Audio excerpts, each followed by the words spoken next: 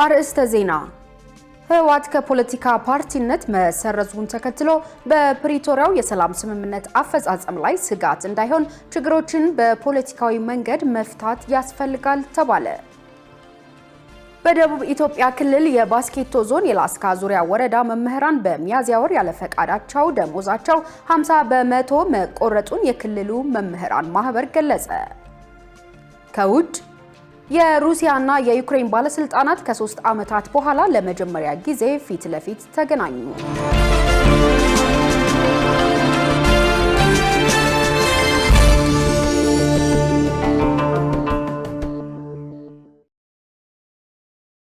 ሰላም ጤና ይስጥልን ተመልካቾቻችን፣ ከኢሳት ነጻ የህዝብ ሚዲያ ወደ እናንተ የሚቀርቡ የሰዓቱ ዜናዎች ተጀምረዋል። ከዜናዎቹ ጋር ገነት ዘዘው ነኝ። ለምልክት ቋንቋው ደግሞ ዳዊት ጎሳ ያለ። አሁን ወደ ቀዳሚ ዜና ተሻገርኩ። ህወሓት ከፖለቲካ ፓርቲነት መሰረዙን ተከትሎ በፕሪቶሪያው የሰላም ስምምነት አፈጻጸም ላይ ስጋት እንዳይሆን ችግሮችን በፖለቲካዊ መንገድ መፍታት ያስፈልጋል ተባለ። ህወሓት እልህ የተሞላበት መግለጫ ከመውጣት ይልቅ ከምርጫ ቦርድ ጋር ያለውን ችግር በፖለቲካዊ አካሄድና በህግ አግባብ ጉዳዩን መከታተል አለበት ሲሉ ኢሳት ያነጋገራቸው የፖለቲካና የህግ ባለሙያዎች ገልጸዋል። የዚህን ዜና ዝርዝር ዮሐንስ ተስፋ እንደሚከተለው ያቀርበዋል። የቀድሞ ህጋዊ ሰውነቴ ይመለስልኝ የሚለው ህወሓት ከፖለቲካ ፓርቲነት መሰረዙ ይታወሳል። ይሁን እንጂ የህወሓት መሰረዝን ተከትሎ የፕሪቶሪያው የሰላም ስምምነት እጣ ፈንታ ምንድነው የሚሉና ሌሎች ተያያዥ ጉዳዮችን በማንሳት ኢሳት የፖለቲካና የህግ ባለሙያዎችን ጠይቋል። ህወሓት ለህግና ስርዓት ተገዢ መሆን አለበት የሚሉት የፖለቲካ ተንታኙ ኤርሚያስ ታደሰ አሁንም ክልሉ የከፋ ችግር እንዳይጋለጥ ችግሮችን በሰላማዊ መንገድ መፍታት እንዲሁም የፖለቲካ ውሳኔ የሚያስፈልጋቸው የፖለቲካ ውሳኔ መስጠት ይገባል ይላሉ።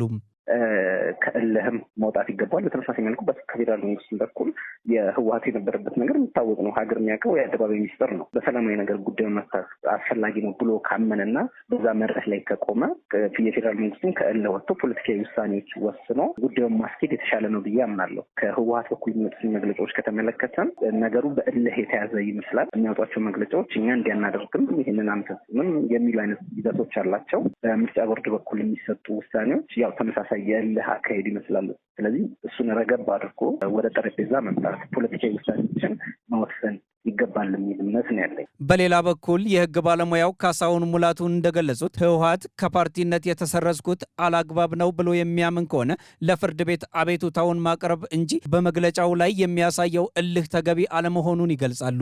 ከምርጫ ቦርድ ጋር ያለውን ውዝግብና ክርክርም በህግ አግባብ ነው መሄድ ያለበት። እንግዲህ ቅሬታም ካለው ቅሬታውን ለምርጫ ቦርድ ማቅረብ አለበት። እስከ ፍርድ ቤት ሄዶ መከራከር መቻል አልነበረበት። አሁንም ማድረግ ይችላል። እንግዲህ አላግባብ ነው የተሰረዝኩት ብሎ የሚያምን ከሆነና ለዛ ክርክሩን በቂ የህግ ምክንያት አለ ብሎ የሚያምን ከሆነ ለፌዴራል ከፍተኛ ፍርድ ቤት አቤቱታው ማቅረብና ዳኝነት መጠየቅ እንደሚችል ያስቀምጣልና አሁንም የህግ አማራጭ አለው። ዝም ብሎ መግለጫ ከማውጣትና የፖለቲካል ስቴትመንት ከመስጠት ይልቅ ፖለቲካዊ መፍትሄ የሚፈልጉትን በፖለቲካዊ ሂደት ውስጥ ማለፍ ነበረበት። አግሪመንት አተገባበር ላይ ቅሬታዎች እንዴት ይቀርባሉ፣ እንዴት መፍትሄ ይሰጣቸዋል የሚለው ሂደት ኤግዞስት ማድረግ አለበት። ከምርጫ ቦርድ ጋር የነበረውን ውዝግብ በዛው ልክ በህግ አግባብና በስርዓት መፍታት ይችል ነበር። አሁንም የቀሩት እድሎች አሉት። ያንን ሊሄድ ይችላል። ህወሓት ከፓርቲነት መሰረዙን ተከትሎ የፕሪቶሪያው ስምምነት አፈጻጸም ላይ ስጋት እንዳይፈጠር ችግሮችን በህግና በፖለቲካዊ ሂደት ጉዳዩን መከታተል ያስፈልጋልም ብለዋል። አንደኛው ተዋዋይ ወገን ከሌለ፣ ህጋዊ ሰውነት ከሌለው እንግዲህ ኢምፕሊኬሽን የሚሆነው አተገባበሩ ላይ አደጋ እንደሚኖረው ነው። ማን ነው በአዘር ሳይድ የሚሆነው? እንግዲህ ፓርቲ የለ ተዋዋይ፣ አንደኛው ተዋዋይ ወገን ህጋዊ ሰውነት የለውም። ይሄ አደገኛ ነው። በተለይ ስምምነቱን አፈጻጸሙ ባልተጠናቀቀበት ብዙ ቀሪ ስራዎች ባሉበት ሁኔታ አሁንም ሌላ ፖለቲካል ዲያሎግ፣ ፖለቲካል ሶሉሽን ሊያስፈልገው ይችላል።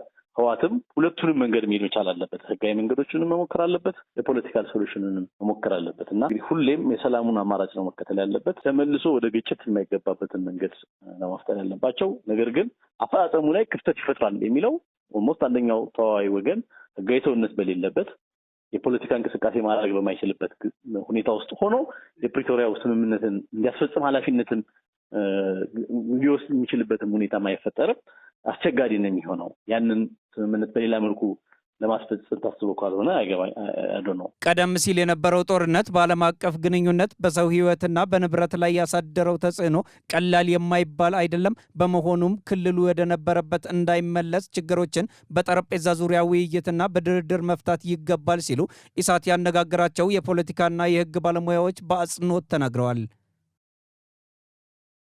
በእያንዳንዱ ሰው እጅ የገባውን ቴክኖሎጂ በአግባቡ መጠቀም እንዲቻል አስተማማኝ የሳይበር ደህንነት መገንባት እንደሚገባ ተጠቆመ። በሌላ በኩል ስለ ሳይበር ደህንነት ህብረተሰቡ ያለውን ግንዛቤ ማሳደግ እንደሚገባም ተገልጿል። መሳይ ገዛኸኝ ተጨማሪ አላት። በምስራቅ አፍሪካ የመጀመሪያ የሆነው የኢትዮጵያ የቴክኖሎጂ ኤክስፖ በአዲስ ዓለም አቀፍ ኮንቬንሽን ማዕከል በይፋ ተከፈተ። ኢትዮጵያ የሳይበር ደህንነት ምህዳርን የሚያጠናክሩ ቁልፍ የዲጂታል መሰረተ ልማቶችን መገንባቷን የኢንፎርሜሽንና መረብ ደህንነት አስተዳደር ዋና ዳይሬክተር ትዕግስት ሐሚድ ገለጹ። ዋና ዳይሬክተሯ ቴክኖሎጂ በዚህ ወቅት የሁሉ ነገር መሰረት እየሆነ መምጣቱን ተናግረው ኢትዮጵያ ነባራዊ ሁኔታው በቅጡ በመገንዘብና ቴክኖሎጂ ለሀገር ሁለንተናዊ ልማት ያለውን ፋይዳ በመረዳት ዲጂታል መሰረተ ልማት እያስፋፋች ነው ብለዋል። ዋና ዳይሬክተር ትዕግስት ሐሚድ ለጋዜጠኞች በሰጡት መግለጫ ሁሉም ሰው ቴክኖሎጂን ሲጠቀም በንቃተ ህሊናና ግንዛቤ ሊኖሩ እንደሚገባ ተናግረዋል። እንደ ሀገር ቅድም መግቢያ ላይ ስናገር እንደነበረ የዲጂታል ትራንስፎርሜሽን ጉዞን ይዞ እንደሚሰራ ሀገር ቴክኖሎጂ ሁላችንም መዳፍ ላይ ነው ያለው። ስለዚህ ይሄ ጥንቃቄ የሚፈልግ የሳይበር ሃይጂንን የሚፈልግም ነው። እነኚህ እንግዲህ በአብዛኛው ቴክኖሎጂን በመታጠቅ ብቻ የምናቆማቸው አይደሉም። ስለዚህ ማህበረሰቡ፣ ወጣቶች፣ ታዳጊዎች ስለ ሳይበር ያላቸውን ግንዛቤ ማሳደግ፣ አዌርነስ ፕሮግራሞችን መቅረጽ እንዲሁም በተለይ ሁሉም ሰው ቴክኖሎጂን ሲጠቀም ኃላፊነት በተሞላው መልኩ እንዲያደርግ ማድረግ ነው። እነኚህ በንቃተ ህሊና የምናዳብረው እንዳለ ሆኖ እኛ ደግሞ እንደ ኢንፎርሜሽን መረብ ደህንነት አስተዳደር የሳይበር ደህንነትን በተለይ ቁልፍ ተቋማትን ቁልፍ የህዝብና የመንግስት መሰረተ ልማት እንደሚጠብቅ ተቋም የራሳችን 24/7 የሚሰራ ኢትዮ ሰርት የምንለው የሳይበር ኢመርጀንሲና ሪስፖንስ ቲም አለን። ዳይሬክተሯ እንደተናገሩት ኤክስፖ በዋናነት በ5 ጉዳዮች ላይ ትኩረት አድርጎ እየተካሄደ ስለመሆኑ ገልጸዋል። እነኚህ 5 ያልኳቸው ጉዳዮች የመጀመሪያው በሳይበር ሴኩሪቲ ዙሪያ ነው። ሁለተኛው በአርቲፊሻል ኢንተለጀንስ ዙሪያ ላይ የሚከናወን ሂደት ነው።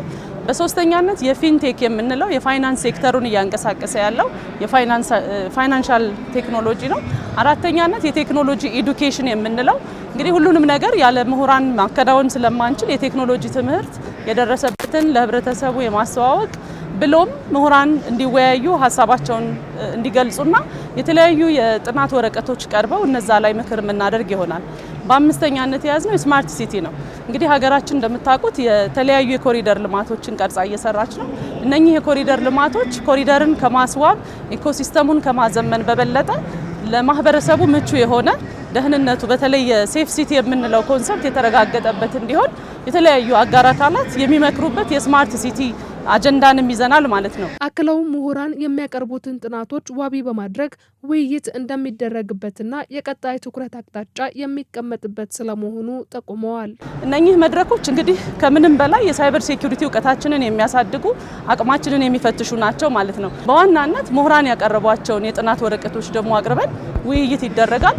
ፖሊሲ ሜከርስ አሉን እዚህ ውስጥ በኮንቲነንት ዋይዝ እንዲሁም ዓለም አቀፍ ደረጃ ቴክኖሎጂ ወዴት እየሄደ ነው የሚለውን መጻኢ ጉዳይ የምንመክርበት ኮንፈረንስ ነው ማለት ነው።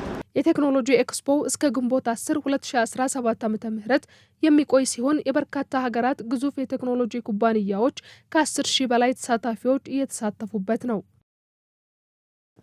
በደቡብ ኢትዮጵያ ክልል በባስኬቶ ዞን የላስካ ዙሪያ ወረዳ መምህራን በሚያዝያ ወር ያለ ፈቃዳቸው ደሞዛቸው 50% መቆረጡን የክልሉ መምህራን ማህበር ገለጸ። በሌላ በኩል የቴክኒክና ሙያ አሰልጣኝ መምህራን በበጀት እጥረት ምክንያት ማግኘት ያለባቸውን ጥቅም አለማግኘታቸውን የማህበሩ ፕሬዝዳንት አስታውቀዋል። ሰላማዊት ሙልጌታ ተጨማሪ አላት።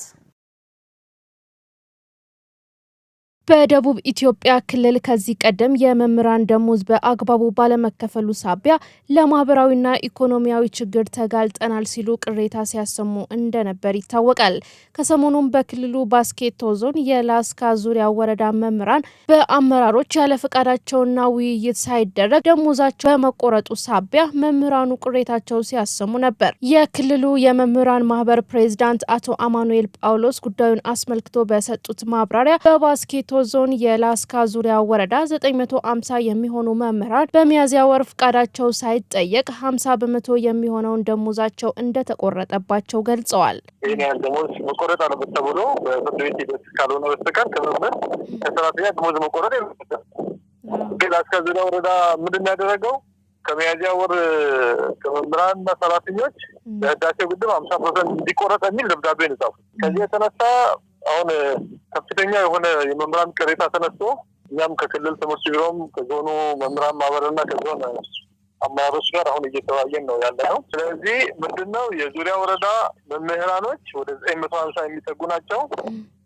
አንደኛ አላወያዩንም፣ ሁለተኛ ደግሞ በፍላጎታችን 500 ብርም 1000 ብርም ቦንድ የገዛን አለ።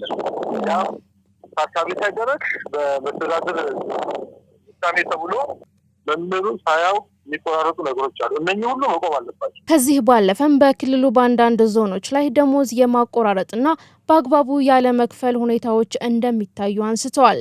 በሌላ በኩል የቴክኒክና ሙያ አሰልጣኝ መምህራን በበጀት እጥረት ምክንያት ማግኘት ያለባቸውን ጥቅም ሊከበርላቸው አለመቻሉም ፕሬዝዳንቱ ተናግረዋል።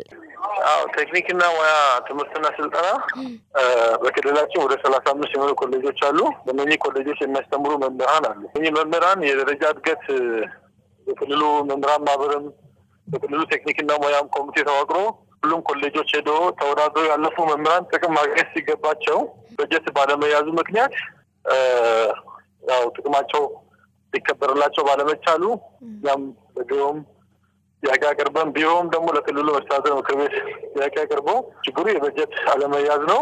ነገር ግን ግማሹን በዘንድሮ ዓመት ግማሹን ቀጣይ ዓመት እንከፍላለን ብለዋል። ብሩም ወደ 13.5 ሚሊዮን ብር አካባቢ ነው የሚጠጋው። ይሄንን እስካሁን ድረስ መምህራን እየጠየቁ ነው። ያው ምላሽም ያልተሰጠበት ሁኔታ ነው ያለው። በጉዳዩ ላይ ውይይትና ክትትል እየተደረገ መሆኑን የገለጹት የማህበሩ ፕሬዝዳንት የመማር ማስተማር ሂደቱ እንዳይስተጓጎል የመምህራኑ ደሞዝም ሆነ መሰል ችግሮች የሚመለከታቸው ባለድርሻ አካላት መፍትሄ እንዲሰጡ አሳስበዋል። ወረዳዎች በጀት ልክ እንደተመደበላቸው ቅድሚያ የመምህራን ደሞዝ ደረጃ እድገት ትምህርት ማሻሻያ ነው መሰጠት የሚገባው። በሌሎች ዓላማ በመዋላቸው ምክንያት ቅሬታዎች እየቀረቡ ነው። ይህ ቅሬታ ደግሞ በመማር ማስተማሩ ስራ ላይ ያው የመምህርነት ሙያ የአእምሮ ስራ ነው።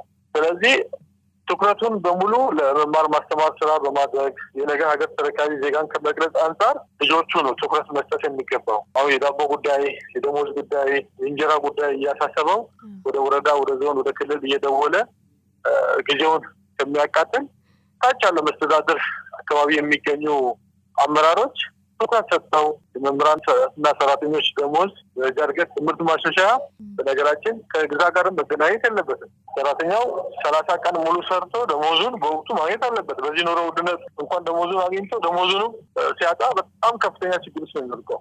የመማር ማስተማር ስራን በተዘዋወር ይነካል። በትምህርት ጥራት ላይ ችግር ይፈጥራል። በመማር ማስተማር ስራው ላይ ከአምናው የተሻለ ነገር ቢኖርም አንዳንድ ወረዳዎች ላይ ያለው የአሰራር ክፍተት መሻሻል እንዳለበት የክልሉ መምህራን ማህበር ፕሬዝዳንት አቶ አማኑኤል ጳውሎስ ተናግረዋል። በጥቃቅንና አነስተኛ አምራች ኢንዱስትሪ የተሰማሩ ባለሀብቶች ምርትና አገልግሎታቸውን ለማስተዋወቅ የሙያተኛ እገዛ እንደሚያስፈልጋቸው ተገለጸ። አምራቾቹ ምርታቸውን በማስተዋወቅ በኩል ውስንነት እንዳለባቸው ተገልጿል። መሳይ ገዛኸኝ ተጨማሪ አላት።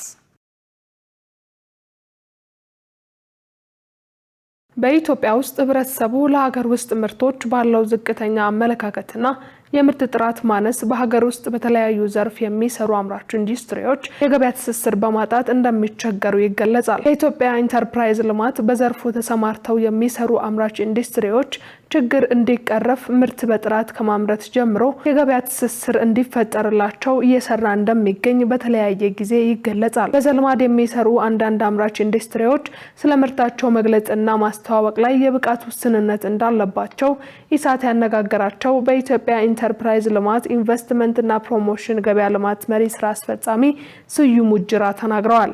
ስራ አስፈጻሚው ከዚህ ቀደም የገበያ ትስስር እንዲፈጠር የሚዘጋጁ ባዛርና ኤክስፖዎች ላይ እንደተስተዋለው አምራቾች ያላቸው ተሳትፎ አናሳ የነበረ ሲሆን ይህንኑ ለማሻሻል በርካታ ስራዎች እንደተሰሩ አንስተው ያሉ ችግሮችን አመላክተዋል። አሁን የጎደለው እዛ ቦታ ላይ ተገኝቶ ደግሞ ፕሮሞት የማድረግ ችግር አለ። ራሱ ኢንዱስትሪው ሁሉን ነገር ማድረግ አይችልም። አምራች ከሆነ አምራች ምርት ላይ በጥራት መስራት አለበት። ኦፕሬተር ነውና ኢንጂነር ነውና ነገር ግን ዛሬ የማርኬቲንግ ሰው ሴልስ ፐርሰን ቀጥሮ ደግሞ በደንብ ፕሮሞት የምታረግ ጎበዝ ሴት ወጣት ሴት ወይም ወንድም ሊሆን ይችላል ወጣት ጎበዝ አሁን እነሱ እድል መፍጠት የስራ እድል መፍጠት ነው ስለዛ ምርት በደንብ መናገር የሚችሉ ሰዎች አሁን እኛ ብዙ ጊዜ ኦፕኒንግ ላይ ትልልቅ ሃየር ኦፊሻሎችን ይዘን ስንሄድ ስለ ምርታቸው መግለጽ አይችሉም ባለቤቶች ሊገኙ ይችላሉ እዛ ቦታ ላይ እና ምርታቸውን የማስተዋወቅ ስኪላቸውን እንዲዳብር የስልጠናዎችን ይሰጣል በሱ ላይ በደንብ ራሳቸውን ለዳብ ሌላ ኢኮሜርስ ፕላትፎርም መጠቀም አለባቸው አቶ ስዩም ተቋሙ ለአምራቾች በተለያየ ዘርፍ ስልጠና በመስጠት እንዲበቁ ለማድረግ እየተሰራ እንደሆነ ገልጸው በራሳቸው የበለጠ መስራት እንደሚጠበቅባቸው ተናግረዋል ያንን በአግባቡ ተጠቅመው እንደገና ራሳቸው በአሶሲዬሽንም በምንም ደግሞ ጠንከር ያለ ነገር እየሰሩ ራሳቸውን ፕሮሞት መሸጥ አለባቸው ኢንዱስትሪዎቹ ሁሉ ጊዜ መንግስት ይሄን እየደገፈ አይቀጥልም የተወሰነ ነገር ብቻ ነው የሚያሳየው ሌሎች ሀገሮች ጋር ያለውን ትሬድ እነሱ ያምጥተው መሪዎች መሆን አለባቸው የራሳቸው ነው ስራው የራሳቸው ነው ምርቱ ስለዚህ እነሱም ጋር በእነሱ ቦታ በሶስቱም በአምራቹም በመንግስትም እንደገና ደግሞ በህብረተሰቡ መንገድ መሸመት እነሱን አፕሪሺየት በማድረግ የነሱ ልጆች ነው የሚቀጥረው የህብረተሰቡ ልጆች ናቸው አምራችም የሚሆኑት ተቀጣሪ የሚሆኑት ሌላ አይደለም አክለውም የኢትዮጵያ ኢንተርፕራይዝ ልማት አሁን ካለው በተሻለ መልኩ እንዲሰራ እገዛ ሊደረግለት እንደሚገባ ገልጸዋል ኢትዮጵያ ሙሉ ለሙሉ በዚህ ስራ ላይ የበለጠ ተሰማርተው እንዲሰሩ ሰፊ እድል እንዲፈጠር እኛም መስራት የሚገባንን በአግባቡ ለመስራት ጥረት እያደረግን ነው ተቋሙን በሰው ኃይልም በበጀትም መጠናከር አለበት አሁን ካለው በተሻለ ሁኔታ አይቶ አግኝቶ ጥሩ እይታ ነው ያለው አሁንም ከዚህ በለጠ ግን ብዙ ምልከታ ብዙ ድጋፍ ትኩረት አሁን የተሰጠው ትኩረት ቆንጆ ነው ከዚህ በተሸለጠ ትኩረት ይፈልጋልና የሁሉም ሰዎች ርብርብ ሲኖርበት ይሄ ተቋም መስራት ከሚጠበቅበት የተሻለ የበለጠ መስራት እንዲችል እንዲያፈራ መስራት መቻል አለብን ጥቅሙ የጋራና ሁላችንንም ፕራውድ እንዲሰማን ጥሩ ነገር እንዲሰማን የሚያደርግ ስለሆነ በዘርፉ ከዚህ በላይ በመስራት የውጭ ምንዛሬን ለማስቀረት በአትኩሮት እንደሚሰራና ህብረተሰቡም የሀገሩን ምርት እንዲጠቀም ጥሪ ቀርቧል የተከበራችሁ ተመልካቾቻችን ከኢሳት ነጻ የህዝብ ሚዲያ ወደ እናንተ የሚቀርቡ የሰዓቱ ዜናዎች እንደቀጠሉ ናቸው አሁን ደግሞ የቢዝነስ መረጃዎችን የምናቀርብበት ሰዓት ላይ ደርሰናል የቢዝነስ መረጃዎችን የምታቀርብልን ባልደረባችን መሰረት ባዩናት በቀጥታ ወደ ቢዝነስ ዘገባዎች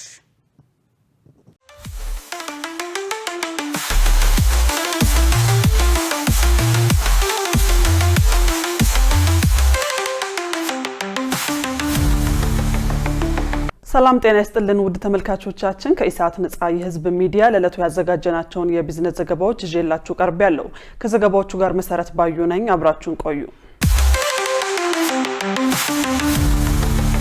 የውጭ ንግድን ለማሳደግ አላስፈላጊ ኬላዎችን በማስቀረት የምርት ነጻ ዝውውርን ማረጋገጥ ያስፈልጋል ተባለ በየክልሉ የምርት ዝውውርን የሚገድቡ ህገወጥና አላስፈላጊ ኬላዎችን በማስቀረት የምርት ነጻ ዝውውርን ማረጋገጥ እንደሚያስፈልግ የንግድና ቀጠናዊ ትስስር ሚኒስትር ዶክተር ካሳሁን ጎፌ ተናግረዋል ሚኒስትሩ በአዳማ ከተማ እየተሰጠ ባለው ስልጠና ላይ ተገኝተው እንደተናገሩት ከፌደራል እስከ ወረዳ ያለው የንግድ መዋቅር አካላት የንግድ አካባቢውን ከአላስፈላጊ ኬላ ህገወጥና መሰል መሰናክሎች ነጻ በማድረግ ምርት ከተመረተበት ቦታ ኤክስፖርት ወደሚደረግበት አካባቢ እንዲዘዋወር ማድረግ አለባቸው ብለዋል ሚኒስቴር መስሪያ ቤቱ እስከ ወረዳ ያለውን የንግድ መዋቅር አካላት አቀናጅቶ እየሰራ መሆኑን ገልጸው ለዚህም በክላስተር በማቀናጀት የግንዛቤ ማስጨበጫ ስልጠና ለመስጠት መጀመሩን አስረድተዋል ከስልጠና በኋላ በክህሎት በአመለካከትና በተልኮ የነበሩ ክፍተቶችን በመቅረፍ የንግድ እንቅስቃሴውን በሚያወኩ ችግሮች ላይ የወጪ ንግድን በሚያሳድጉና ጥራትን በሚያረጋግጥ መልኩ የተነጋገሩ መፍታት ይጠበቃል ብለዋል ኢትዮጵያ ከመስኖ ፕሮጀክቶች በአመት 43 ሚሊዮን ብር ያጣች ነው ተባለ የኢትዮጵያ ፖሊሲ ጥናት ኢንስቲትዩት ባካሄደው ጥናት መሰረት የከሰምና የተንዳሆ የስኳር መስኖ ልማት ፕሮጀክቶች በሚፈለገው ደረጃ ባለመስራታቸው ሀገሪቱ በየአመቱ 43 ቢሊዮን ብር ያጣች መሆኑን ገልጿል የኢንስቲትዩቱ የግብርናና ገጠር ልማት ተመራማሪ ዶክተር መኮንን በቀለ ባቀረቡት ጥናት እንዳመላከቱት ከነዚህ ፕሮጀክቶች በግጭትና በተለያዩ ችግሮች ስራ ማቆም እንዲሁም የጥገና መኳተት ከፍተኛ ገቢ ጥረት አስከትሏል ተብሏል በተለይ የከሰም ፕሮጀክት ከታቀደው 20700 ሄክታር ውስጥ እየለማ ያለው 2000 ሄክታር ብቻ መሆኑን በአመት 10 ቢሊዮን ብር ገቢ እንዳይገኝ ሆኗል ሲል ኢፕድ ዘግቧል በተንዳሆ ፕሮጀክት ደግሞ ከ9 አመታት በላይ ስራ በመቆሙ በአመት 33 ቢሊዮን ብር ኪሳራ እየደረሰ መሆኑን መሆኑንና የአሌወሮ እንዲሁም ጎዴ ፕሮጀክቶችን በሙሉ አቅማቸው ባለመስራታቸው በአመት 5.1 ቢሊዮን ብርና 6 ሚሊዮን ብር ገቢ ያጣች መሆኑ ተጠቁሟል። በበጀት ዓመቱ 10 ወራት ወደ ውጭ ከተላከ ቡና 1.8 ቢሊዮን ዶላር ገቢ መገኘቱ ተገለጸ። በቡና ግብይት ሰንሰለትና በምርታማነት እድገት ላይ በተሰሩ ስራዎች ከዘርፉ የሚገኘውን ገቢ ማሳደግ መቻሉን የኢትዮጵያ ቡናና ሻይ ባለስልጣን ዋና ዳይሬክተር ዶክተር አዱኛ ደበላ ገልጸዋል። መንግስት የቡና ምርታማነትን በመጨመርና ጥራቱን በማሻሻል በዓለም ገበያ ተወዳዳሪነትን ማሳደግ ላይ በትኩረት እየሰራ ነው ያሉ ሲሆን በበጀት ዓመቱ 10 ወራት 354,000 ቶን ቡና በመላክ 1.87 ቢሊዮን የአሜሪካ ዶላር ገቢ መገኘቱን ገልጸዋል። አፈጻጸሙ ከባለፈው በጀት ዓመት ተመሳሳይ ወቅት ጋር ሲነጻጸር በመጠን 140,000 ቶን ጭማሪ ማሳየቱን ገልጸው በገቢ ረገድም 870 ሚሊዮን የአሜሪካ ዶላር ተጨማሪ የተመዘገበበት ነው ብለዋል። ቡናን በስፋት መትከል ያረጁ ቡናዎችን መጎንደል ቡናን በብዛትና በጥራት ለማምረት አስችሏል ብለዋል። ኢትዮጵያ ለውጭ ገበያ የምታቀርበው የቡና ምርት ከዓመት ዓመት በመጠንም በጥራትም እየጨመረ እንዲመጣ መደረጉን መግለጻቸውን ኢዜአ ዘግቧል። መንግስት በአምራች ኢንዱስትሪው ዘርፍ የውጭ ሀገር ባለሀብቶችን ለማበረታታት ምቹ ፖሊሲ ቀርጿል ተባለ። የኢንዱስትሪ ሚኒስቴር የኢንዱስትሪ መሰረተ ልማትና ግብይት ዘርፍ ሚኒስትር ዴኤታ ሐሰን መሐመድ ከአድቫንስድ ትሬድ ኤንድ ማይኒንግ ድርጅት ተወክለው የመጡ የኳታር ባለሀብቶችን ተቀብለው አነጋግረዋል። በአምራች ኢንዱስትሪው ዘርፍ ለሚሰማሩ የውጭ ባለሀብቶች መንግስት ምቹ ፖሊሲና ስትራቴጂ መቅረጹን ሚኒስትር ዴኤታው ለባለሀብቶቹ ገልጸዋል። ባለሀብቶቹ በግብርናና በማዕድን ዘርፍ ለመሰማራት ፍላጎት ያላቸው ሲሆን የግብርናና ማዕድን ውጤቶች ለአምራች ኢንዱስትሪው ዘርፍ በዋናነት ለግብዓትነት የሚያገለግሉ መሆናቸውን ጠቅሰው ሚኒስቴር መስሪያ ቤቱ ከሚመለከታቸው ሌሎች ባለድርሻ መስሪያ ቤቶች ጋር በመቀናጀት የሚጠበቅበትን ድጋፍ እንደሚያደርግ ጠቁመዋል። የትሬድ ኤንድ ማይኒንግ ድርጅት ተወካዮች በበኩላቸውም የሚጠበቅባቸውን መስፈርት አሟልተው ቶሎ ወደ ስራ እንደሚገቡ ገልጸዋል። ተመልካቾቻችን አሁን ደግሞ በዕለቱ በተመረጡ ባንኮች ያለውን የውጭ ምንዛሬ ዋጋና የብሔራዊ ባንክ የወርቅ ግብይት መረጃ ተከታትለን እንመለስ።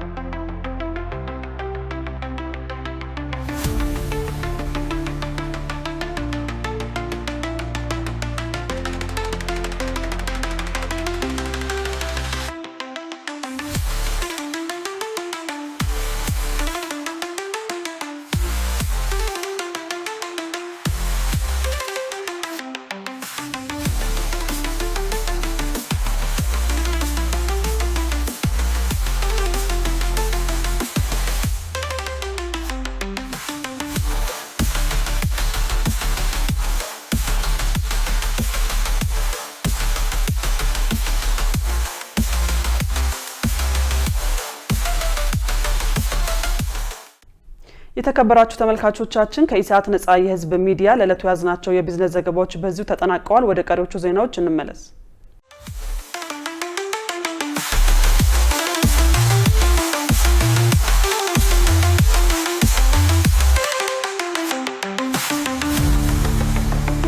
ተመልካቾቻችን ስለምትከታተሉን ከልብ እናመሰግናለን። አሁን ደግሞ ወደ ውጭ ዜና ተሻገርን።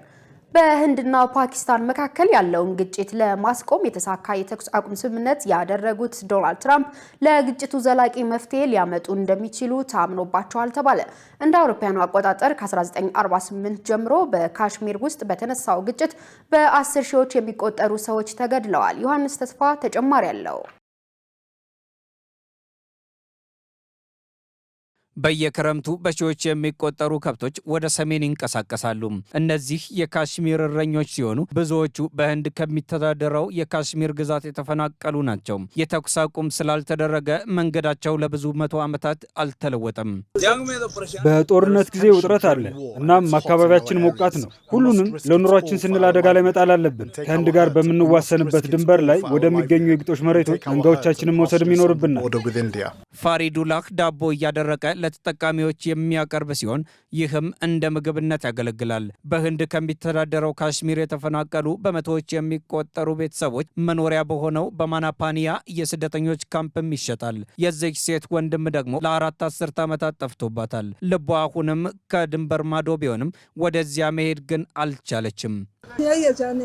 ካሽሚር ከህንድ ጥቃት ነጻ ብትሆን ብዬ እመኛለሁ። እኛ የምንራመድ ሙታንን በቀጥታ ማሰብ እንኳን አልችልም። ስለ 3 ወንድሞቼ ማሰብ ያስጨንቀኛል። እንደ አውሮፓውያኑ ከ1948 ጀምሮ በካሽሚር ውስጥ በተነሳው ግጭት በ10 ሺዎች የሚቆጠሩ ሰዎች ተገድለዋል። የካሽሚርን ግዛት ፓኪስታን ሉዓላዊ ግዛቴ ብላ ትጠራዋለች። ህንድ በበኩሏ እንደ ዋና የሀገረ መንግስቷ አካል አድርጋ ጠብቀዋለች። ይህ ወቅት ለድርድር ሊሆን እንደሚችል በትራምፕ አስተዳደር ምልክቶች የታዩ ሲሆን የሆነ አይነት የመፍትሄ ተስፋ አለም። ህንድ ካሽሚርን እንደ ውስጥ ጉዳይ ለማወጅ ማሰቧ በፓኪስታን ዘንድ ተቀባይነት የሌለው ነበር።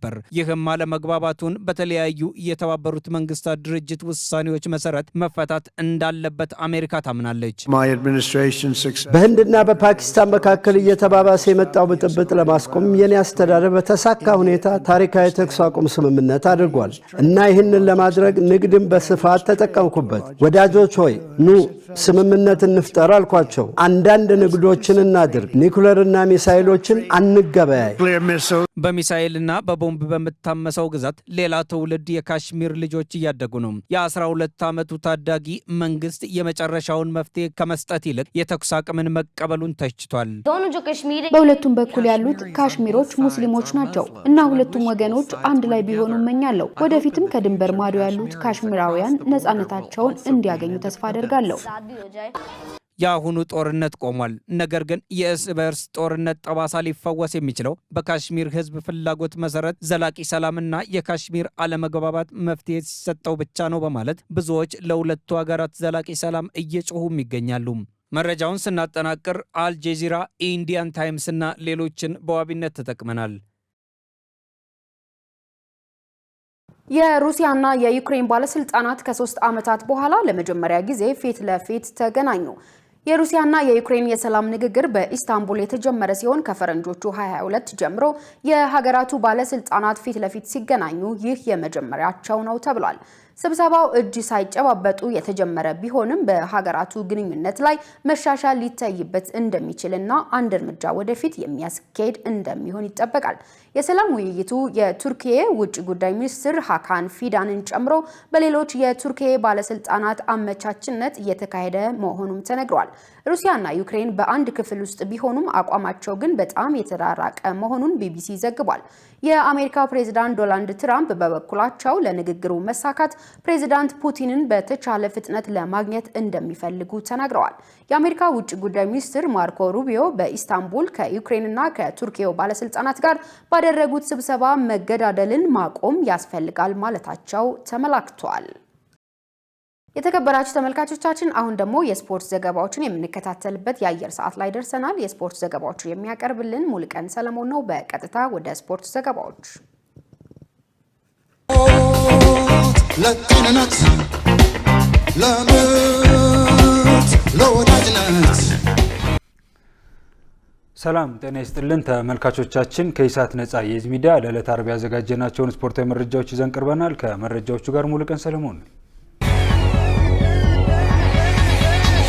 የኢትዮጵያ ከ20 ዓመት በታች ፕሪሚየር ሊግ የማጠቃለያ ውድድር በሐዋሳ ከተማ አርቲፊሻል ሜዳ ከፊታችን እሁድ ግንቦት 10 ጀምሮ ይካሄዳል። የውድድሩ የዕጣ ማውጣት ስነ ስርዓትና የደንብ ውይይት በዛሬው ዕለት የተካሄደ ሲሆን በወጣው ድልድል መሰረት በምድባ ሐዋሳ ከተማ፣ አዳማ ከተማ፣ አርባ ምንጭ ከተማ፣ ኢትዮጵያ መድንና ወላይታ ድቻ፣ በምድብ ለ ሲዳማ ቡና፣ ኢትዮጵያ ቡና፣ ሀዲያ ሆሳዕና፣ ወልቂጤ ከተማና ኢትዮ ኤሌክትሪክ ተደልድለዋል። በመጀመሪያ ቀን ጨዋታዎች እሁድ ግንቦት 10 ከቀኑ 8 ሰዓት ላይ ሐዋሳ ከተማ ከኢትዮጵያ መድን፣ 10 ሰዓት ላይ አዳማ ከተማ ከአርባ ምንጭ ከተማ፣ ሰኞ ግንቦት 11 ከቀኑ 8 ሰዓት ላይ ሲዳማ ቡና ከወልቂጤ ከተማ፣ በ10 ሰዓት ኢትዮጵያ ቡና ከሀዲያ ሆሳዕና ጨዋታቸውን ያደርጋሉ ሲል የኢትዮጵያ እግር ኳስ ፌዴሬሽን አስታውቋል።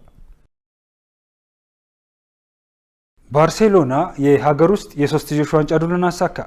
የካታሎኑ ክለብ ባርሴሎና ትላንት በ36ኛው ሳምንት የላሊጋ መርሃ ግብር ስፓኞልን 2-0 በማሸነፍ ቀሪ 2 ጨዋታዎች እየቀሩት የውድድር ዘመኑ የላሊጋው አሸናፊ መሆኑን አረጋግጧል። በመሆኑም የአሰልጣኝ ሃንሲ ፍሊኩ ባርሴሎና በዚህ ዓመት ከላሊጋው በተጨማሪ የስፔን ኮፓ ደል ሬይ እና ሱፐር ኮፓ ዋንጫዎችን ማሸነፉን ተከትሎ የሀገር ውስጥ ሶስትዮሽ ዋንጫ ድሉን አሳክቷል።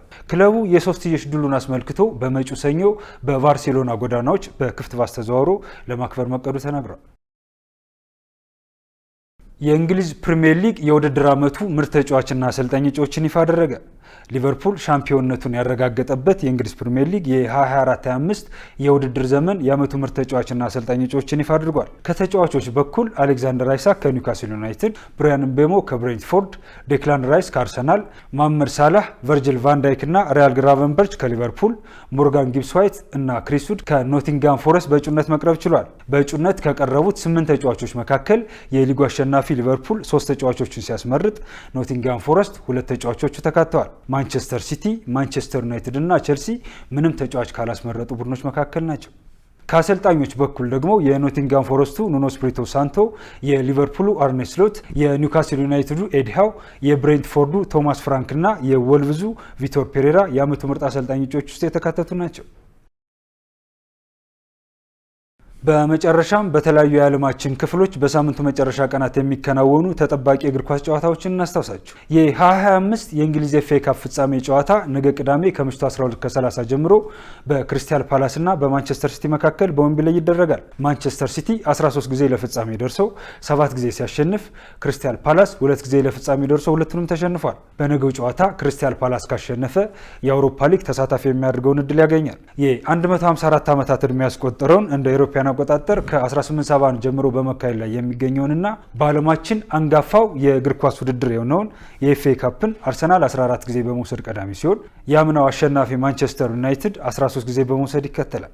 ሌላው በብዙ እግር ኳስ አፍቃሪያን ዘንድ የፍጻሜ ያህል ከሚጠበቁ የሊግ ጨዋታዎች መካከል የፖርቹጋል ሊግ አንዱ ነው። የፖርቹጋል ሊግ የውድድር ዓመቱ የመጨረሻ የሆነው 34ኛ ሳምንት መርሃ ግብር በዚህ ሳምንት ይጠናቀቃል። ሊጉን ስፖርቲንግ ሊዝበን እና ቤኔፊካ በኩል 79 ነጥቦች በ3 ጎል ክፍያ ተበላልጠው ዋንጫውን ለማንሳት የነገውን የመጨረሻ ጨዋታ ይጠብቃሉ።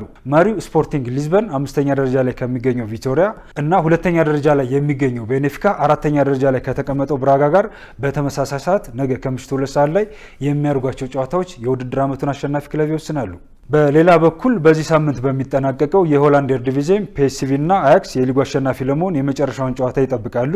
ፒኤስቪ በ76 እና አያክስ በ75 ነጥቦች ኤርዲቪዚዮን በመምራት ላይ የሚገኙ ሲሆን በመጨረሻ ጨዋታቸው አያክስ ከትዌንቴ እና ፒኤስቪ ከስፓርታ ሮተርዳም እሁድ በተመሳሳይ ሰዓት ከቀኑ 9:30 ላይ ይጫወታሉ። ፒኤስቪ ካሸነፈ ሻምፒዮንነቱን ያረጋግጣል። ፒኤስቪ ተሸንፎ አያክስ ካሸነፈ አያክስ ዋንጫውን ያነሳል። ሊጠናቀቅ 2 ጨዋታዎች ብቻ በቀሩት የጣሊያን ሴሪም የናፖሊና ኢንተር ፉክክር እንደቀጠለ ነው።